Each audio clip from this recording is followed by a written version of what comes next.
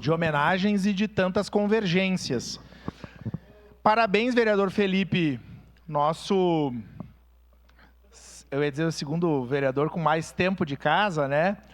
O vice-decano, nosso decano é o vereador Renato Oliveira e o nosso vice-decano, o vereador Felipe João Gremelmaier. Muito lúcido e atento, né, à história, a temas tão relevantes para a nossa cidade. A homenagem do José Ivo Sartori, ele vem nessa toada.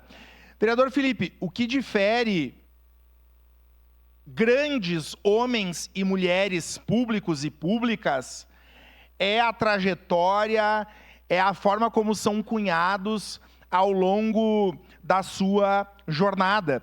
E o José Ivo Sartori, o Sartori, como é conhecido, o gringo, né, que tem a cara de Caxias naquilo do que a nossa cidade tem de melhor, tem de mais original, né? O Sartori representa muito bem. Teve uma trajetória que foi cunhada no movimento estudantil, que se lastrou no diálogo com os diferentes, né? O nosso partido aqui nesse legislativo foi oposição ferrenha ao Sartori, mas nunca deixamos de dialogar, nunca deixamos de conversar e nunca deixamos de priorizar aquilo que era mais importante para a cidade.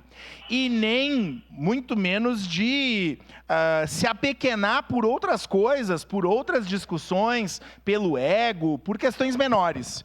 Então, dizer que a nossa bancada, ela vota favorável, reconhece a trajetória do Sartori e reafirma a importância de que nós, nessa casa, possamos valorizar as pessoas em vida, né?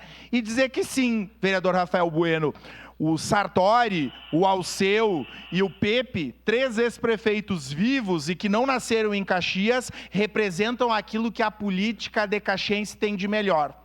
Oxalá que a gente possa pensar em coisas juntos. Obrigado, presidente. Obrigado.